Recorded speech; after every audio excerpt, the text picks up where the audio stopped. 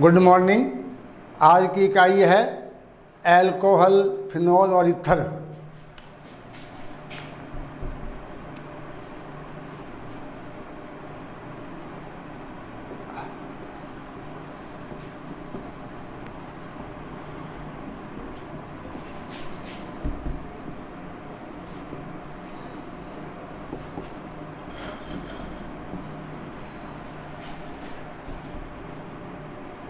Book में ये 11वीं इकाई है। 10वीं इकाई का अध्ययन आप कर चुके हैं एल्किलाइड। अब है 11वीं इकाई है एल्कोहल, फिनोल और ईथर।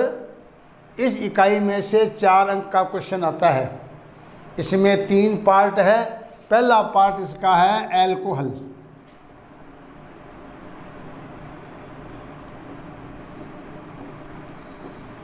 एल्कोहल नाम आप जानते हैं, परिचित है। एल्कोहल आम भाषा में इसको हम शराब भी कह देते हैं। वैसे शराब में एथेनॉल होता है, इसको नाम। तो एथेनॉल मुख्य अवयव है शराब का। वैसे एल्कोहल एक पूरी इकाई है। जैसे आपने एल्केन के एल्कोहल व्युत्पन्न क्या होते हैं, एल्किल हैलाइड। आपने पढ़ा कि एल्केन के हाइड्रोजन परमाणु को X के द्वारा प्रतिस्थापित करने से क्या बनता है, एल्किल हैलाइड। ये अध्ययन किया कि जब एल्केन के हाइड्रोजन परमाणुओं को एल्कोहल परमाणु के द्वारा प्रतिस्थापित कर दिया जाए तो प्राप्त यौगिक क्या कहलाते हैं, हैलो एल्केन। ऐसे ही एल्केन अणु से हाइड्रोजन परमाणु या परमाणुओं का उतनी संख्या में हाइड्रोक्सिल समूह के द्वारा प्रतिस्थापन कर दिया जाए तो प्राप्त यौगिक क्या कहलाते हैं, एल्कोहल। RH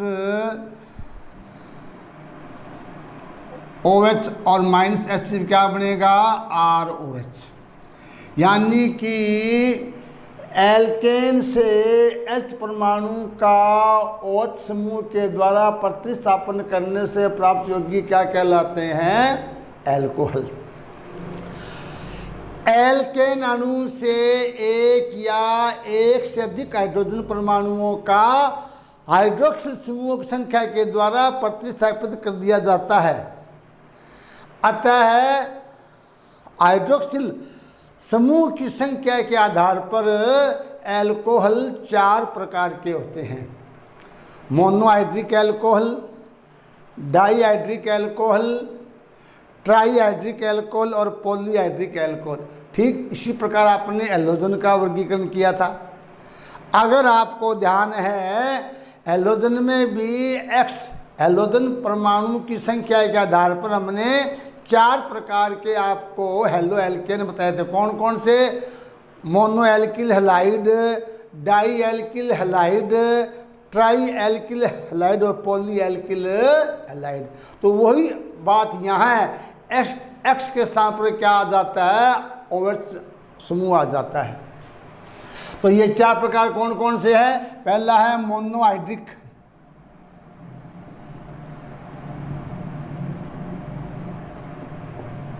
दूसरा है डाईहाइड्रिक,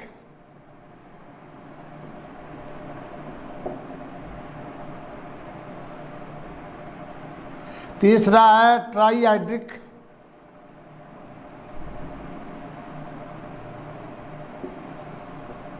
और चौथा है पॉलीहाइड्रिक।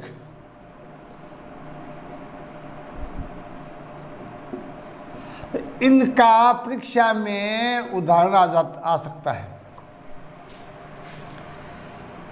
मोनोहाइड्रिक मतलब एल्केन अणु से एक हाइड्रोजन परमाणु का एक हाइड्रोक्सिल समूह के द्वारा प्रतिस्थापन से प्राप्त होते हैं। जैसे CH3OH, CH3, CH2OH, CH3, CH2, CH2OH। यानी एक हाइड्रोजन परमाणु के प्रतिस्थापन से क्या प्राप्त होते हैं, मोनोहाइड्रिक एल्कोहल। डाइहाइड्रिक एल्कोहल ऐसे एल्कोहल जो एल्केन अणु से 2 हाइड्रोजन परमाणुओं का 2 हाइड्रोक्सिल समूह के द्वारा प्रतिस्थापन से प्राप्त होते हैं, उन्हें डाइहाइड्रिक एल्कोहल कहते हैं। जैसे एथिलीन ग्लाइकोल,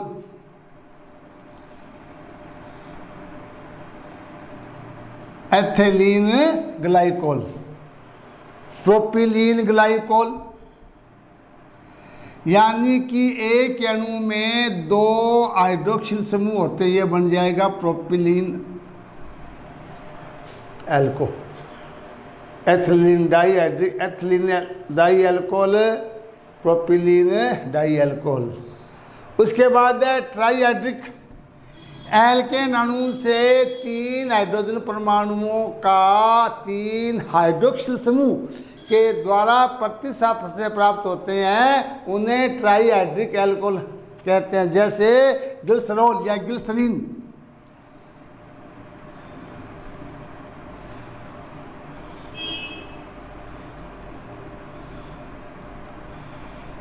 इसका बोर्ड में सूत्र और IUPAC नाम ही आ जाता है।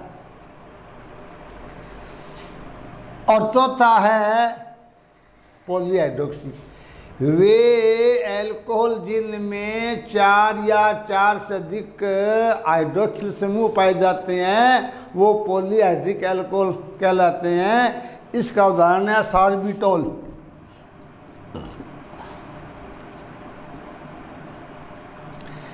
ये ग्लूकोज के अपचन से बनता है। देखिए ये होता है ग्लूकोज,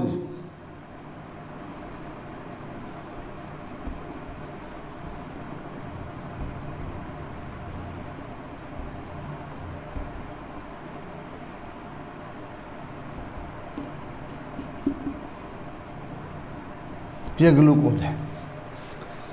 ग्लूकोज का अपचन करते हैं तो ये क्या CHOOH में परिवर्तित हो जाता है, ये है सार्बिटोल। क्या कहते हैं इसको? सार्बिटोल। तो जब आपको अध्ययन हमने जैव अणु में ग्लूकोज का अपचन कराया था, वहाँ देखना हमने बताया था कि ग्लूकोज का अपचन करते हैं तो ये सार्बिटोल एल्कोहल में परिवर्तित हो जाता है, जो कि एक पॉलीहाइड्रिक एल्कोहल का उदाहरण है। अब यहाँ ये जो 2 डाइहाइड्रिक और ट्राइहाइड्रिक है, इनके IUPAC नाम आ जाते हैं। एक तो एथिलीन ग्लाइकोल, एथिलीन ग्लाइकोल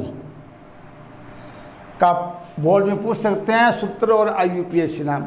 अब आपको IUPAC नाम प्लस में बताए गए हैं।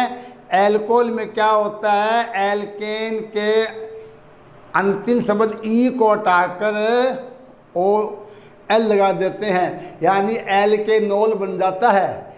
एक कार्बन है मेथेनोल, 2 है एथेनोल, 3 है प्रोपेनोल। अगर 2 OH या 3 OH है, ऐसी स्थिति में पहले क्या आता है, नाम आता है एल्केन का, और उसके बाद में एल्कोहल के लिए अनुलग्न आता है। अब यहाँ जैसे ये क्या है, एथिलीन ग्लाइकोल, 2 कार्बन है, 2 का बन गया एथेन, 1 और 2, और दोनों पर क्या है OH, इसका नाम क्या बनेगा, एथेन 1,2 डाइओल। ऐसे ही ग्लिसरॉल में 3 कार्बन है और तीनों ही कार्बन पर 1 OH है। 3 का क्या बन गया, प्रोपेन। क्या बन गया, प्रोपेन। 1, 2, 3 ट्राइओल, ये बन गया इसका ग्लिसरॉल का प्रोपेन 1, 2, 3 ट्राइओल। तो ये इनके सूत्र और IUPAC नाम आ जाते हैं। अब हमारे पाठ्यक्रम में क्या है, केवल और केवल मोनोहाइड्रिक एल्कोहल है। मोनोहाइड्रिक एल्कोहल को एल्केनोल भी कह देते हैं, एल्केनोल। एल्केनोल भी कह देते हैं इनको, एल्केनोल, एल्किल एल्कोहल कह देते हैं। यानी कि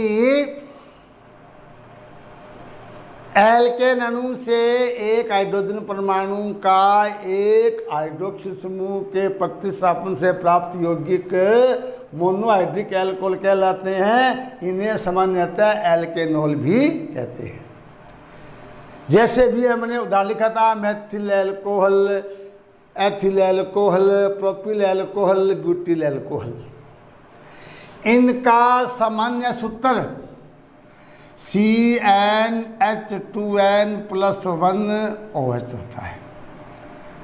परीक्षा में आ जाता है कि एल्केनोल या मोनोहाइड्रिक एल्कोहल का सामान्य सूत्र क्या होता है,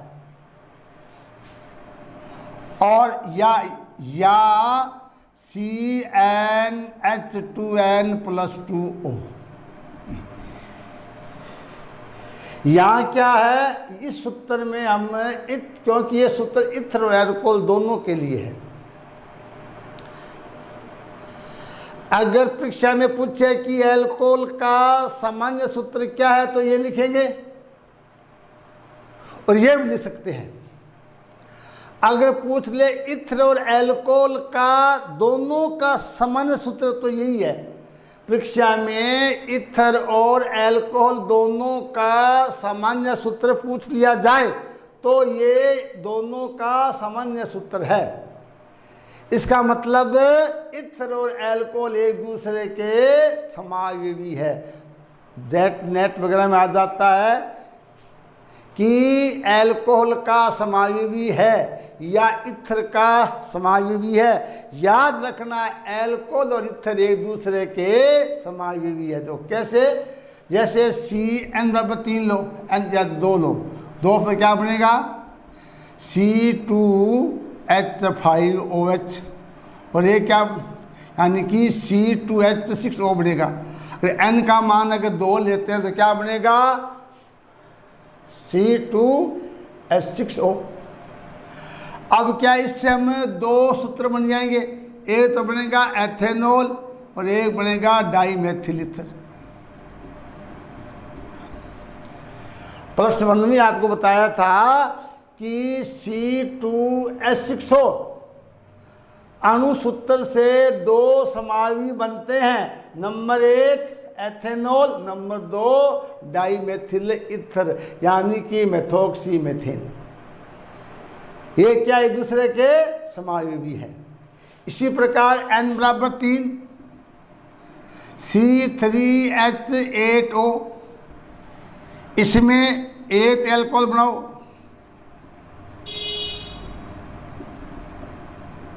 और ये क्या बनेगा इथर CH3O CH2CH3। C3H8O से 2 समायोगी बनते हैं। एक क्या बनता है नॉर्मल प्रोपिल एल्कोहल और एक बनता है एथिल मेथिल ईथर। तो याद रखना, एल्कोहल और ईथर एक दूसरे के समायोगी है। दोनों का सामान्य सूत्र CnH2n+2O होता है। इसके बाद आता है एल्केनोल का वर्गीकरण।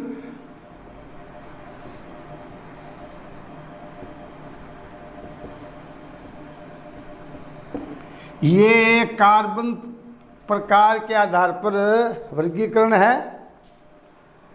मोनोहाइड्रिक एल्कोहल 3 प्रकार के होते हैं। कौन कौन से आपने नाम सुने होंगे, जैसा पढ़ा, प्राथमिक alkyl halide, di alkyl halide, tri alkyl halide.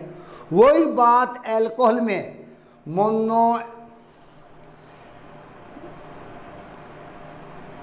Normal alcohol हो जाएगा, यानी प्राथमिक एल्कोहल, द्वितीयक एल्कोहल और तृतीयक एल्कोहल।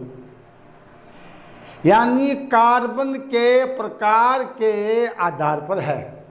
आपने एल्किल हैलाइड में पढ़ा है कि कार्बन के 4 प्रकार होते हैं।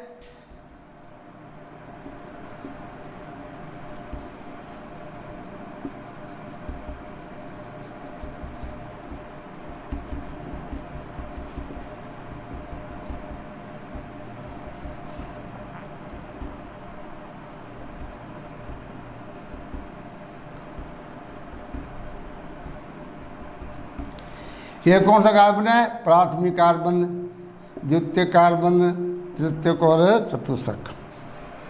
कार्बन के 4 प्रकार होते हैं। प्राथमिक कार्बन, जिस कार्बन से केवल एक कार्बन ही जुड़ा होता है, बाकी अन्य परमाणु होते हैं। द्वितीय कार्बन, जो 2 कार्बन से बंधित होता है।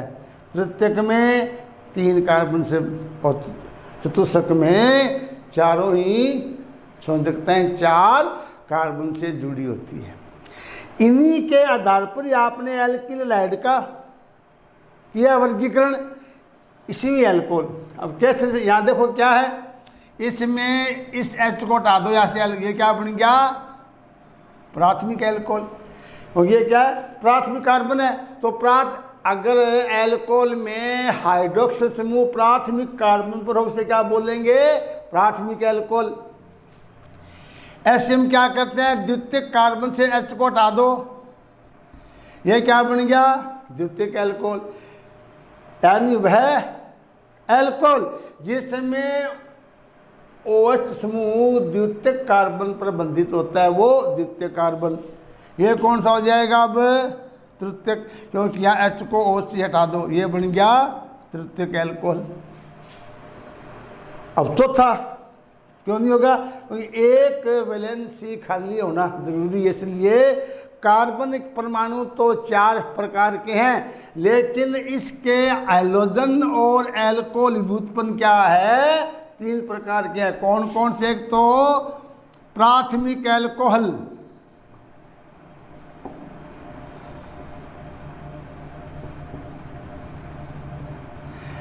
एक डिग्री। उसके बाद में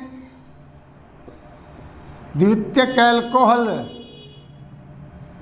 2 डिग्री, और उसके बाद में तृतीयक एल्कोहल 3 डिग्री। तो परीक्षा में याद रखना, प्राथमिक के लिए 1 डिग्री, द्वितीयक के लिए 2, तृतीयक के लिए 3 डिग्री ऐसे लिखा जाता है। वहाँ प्राथमिक, द्वितीयक, तृतीयक लिखा नहीं होगा, ये लिखा होगा। तो प्राथमिक एल्कोहल में हाइड्रोक्सिल समूह प्राथमिक कार्बन पर, यह प्राथमिक एल्कोहल है। यानी किसे बोलते हैं? Normal alcohol.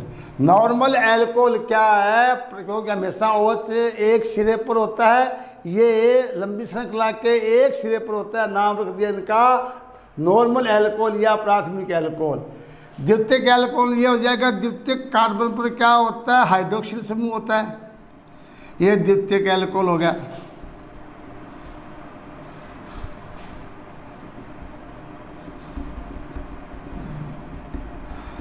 द्वितीयक का मतलब ये नहीं कि दूसरा कार्बन, द्वितीयक शब्द ही उपयोग करने हैं। जैसे यहाँ तो हो गया फर्स्ट, पहला और दूसरा, यहाँ 1 2 3, वैसे कार्बन 3 है, लेकिन यहाँ क्या है? 1 2 3 का मतलब नहीं, मतलब है प्राथमिक, द्वितीयक और तृतीयक। प्राथमिक का मतलब होता है OH समूह प्राथमिक कार्बन पर। द्वितीयक एल्कोहल का मतलब होता है OH समूह द्वितीयक कार्बन पर, और तृतीयक एल्कोहल का मतलब होता है OH समूह तृतीयक कार्बन पर।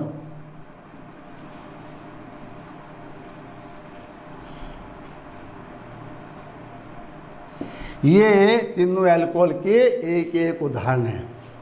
अब इन तीनों एल्कोहल में एक एक तो उदाहरण हो गया, दूसरा इनका सामान्य सूत्र और क्रियात्मक समूह। तो इसका सूत्रों का सामान्य RCH2OH। द्वितीयक एल्कोहल के लिए होगा R2CHOH, और तृतीयक एल्कोहल के लिए RCOH। अगर परीक्षा में पूछ ले कि प्राथमिक एल्कोहल का सामान्य सूत्र RCH2OH, द्वितीयक एल्कोहल का सामान्य सूत्र R2CHOH, और तृतीयक एल्कोहल का R3COH, और तीनों के क्रियात्मक समूह, तो इसका ये हो जाएगा क्रियात्मक समूह CH2OH, CHOH और COH, ये है। और उदाहरण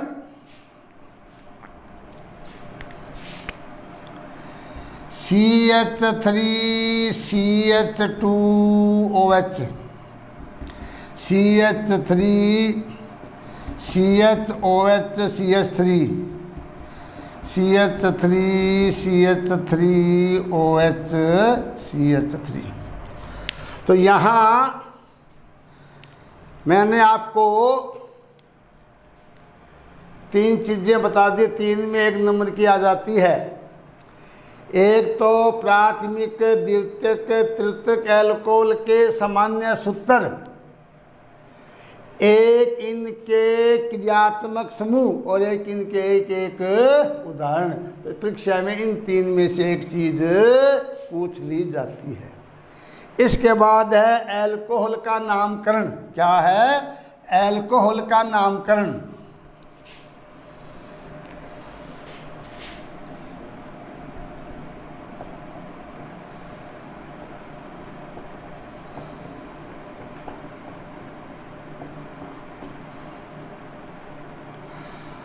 आप जानते हैं नामकरण की 3 पद्धतियां हैं। रूढ़ पद्धति, जिसे हम साधारण पद्धति बोलते हैं, व्युत्पन्न और IUPAC। एल्कोहल के नामकरण की भी 3 पद्धतियां हैं। पहली है रूढ़,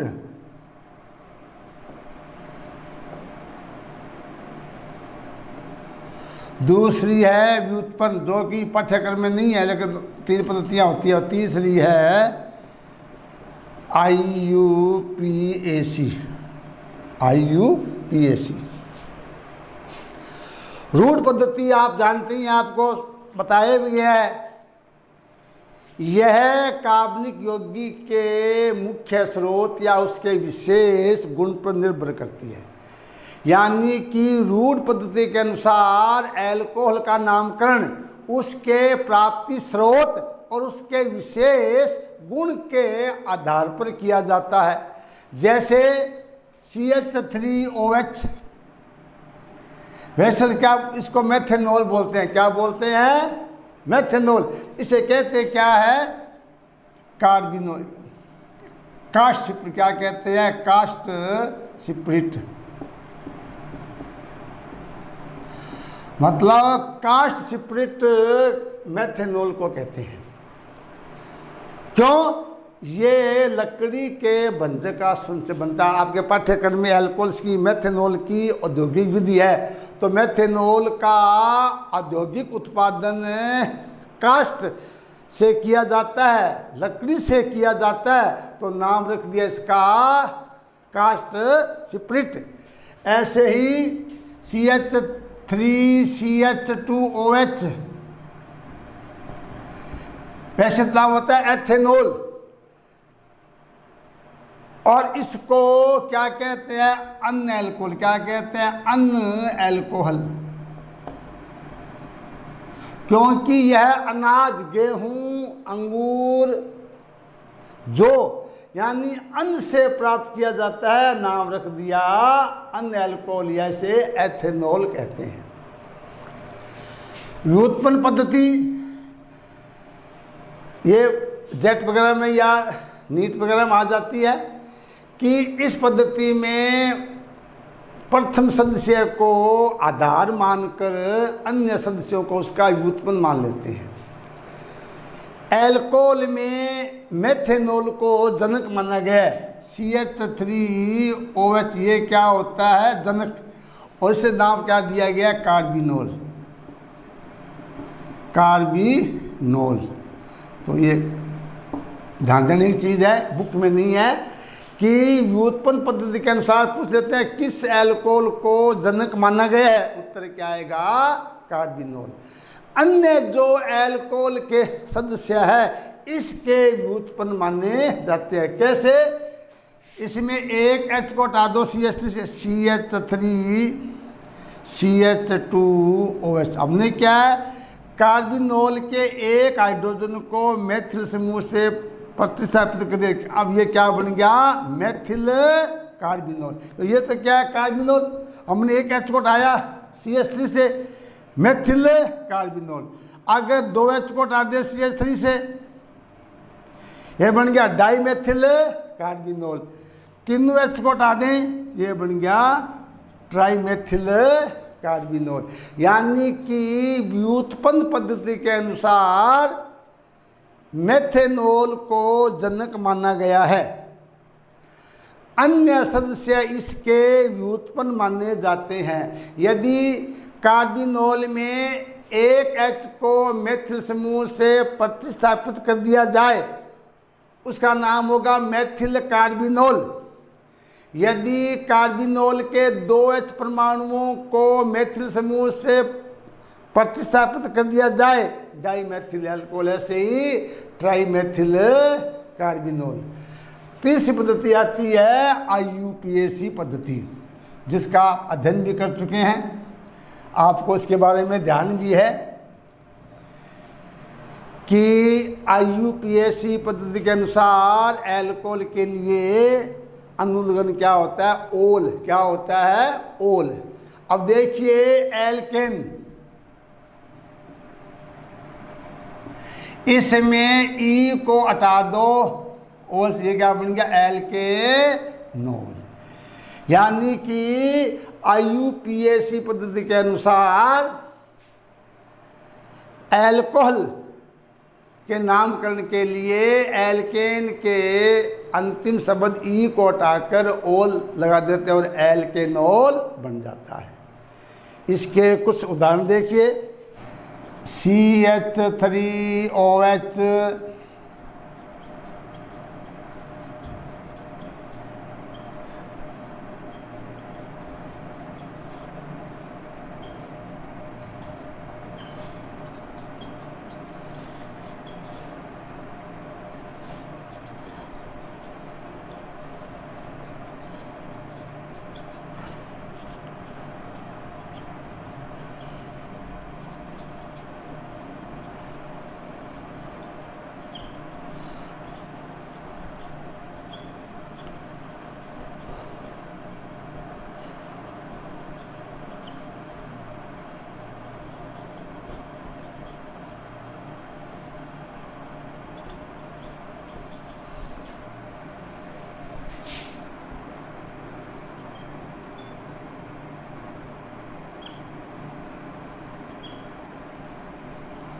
अब देखिए ये सूत्र है साधारण नाम और IUPAC। अब CH3 क्या है, मेथिल, क्योंकि किसी में एल्केनोल लिखते हैं तो CH3 और मेथिल एल्कोहल। एथिल समूह है, साधारण नाम ethyl alcohol. Isopropyl alcohol, normal butyl alcohol, यह है द्वितीयक ब्यूटिल एल्कोहल, इसे बोलेंगे आइसो ब्यूटिल एल्कोहल, इसे बोलेंगे नियो ब्यूटिल एल्कोहल। यहाँ ध्यान देने की बात है कि यहाँ वैसे हम आइसो बोलते हैं जब शाखा होती है, तो चूंकि अगर शाखा में कार्बन है तब तो बोलेंगे इसको आइसो ब्यूटिल अल्कोहल। क्या बोलेंगे, आइसो ब्यूटिल अल्कोहल।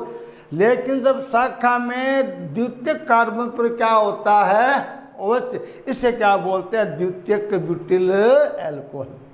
अब IUPAC नाम, एक कार्बन होता है मेथेन, आगे बोल मेथेनोल।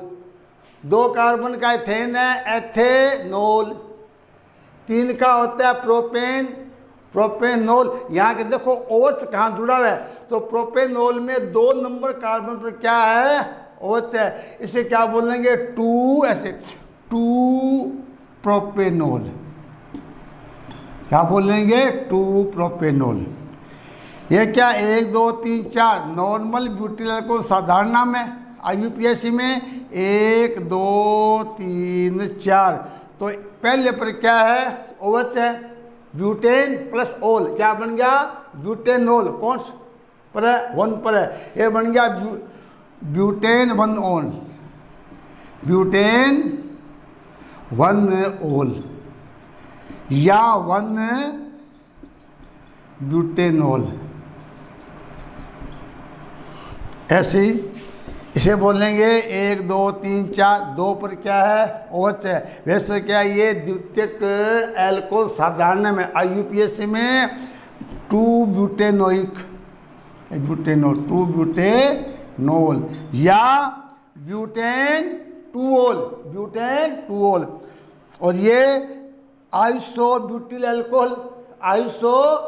अल्कोहल वैसे 1 2 3 2-मेथिल 1-प्रोपेनॉल 2-मेथिल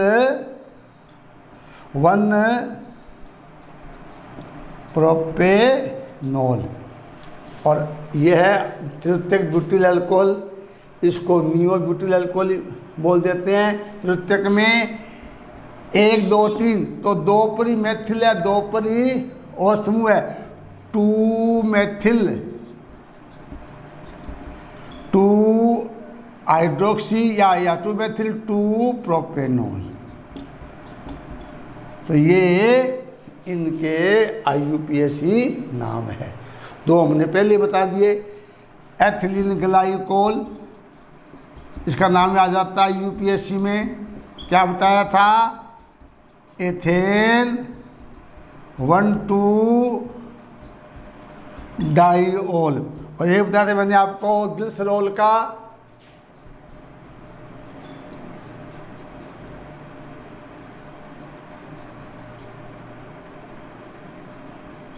ओ सिर्फ सी में ये अर्ची है। एच में कई बच्चे क्या है ओ को यहाँ जोड़ देते हैं। ध्यान दें कि हमेशा बंद सी और ओ में होना चाहिए। ये बन गया प्रोपेन 1 2 3 ट्राइओल। तो ये एल्कोहल की कुछ बातें आपको मैंने बता दी है।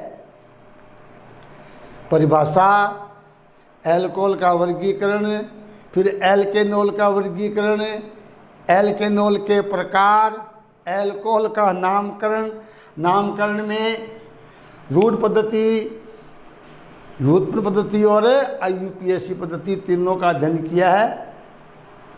कल शुरू करेंगे एल्कोहल के बनाने की सामान्य विधि। आज का एपिसोड यहाँ तक ही। Thank you.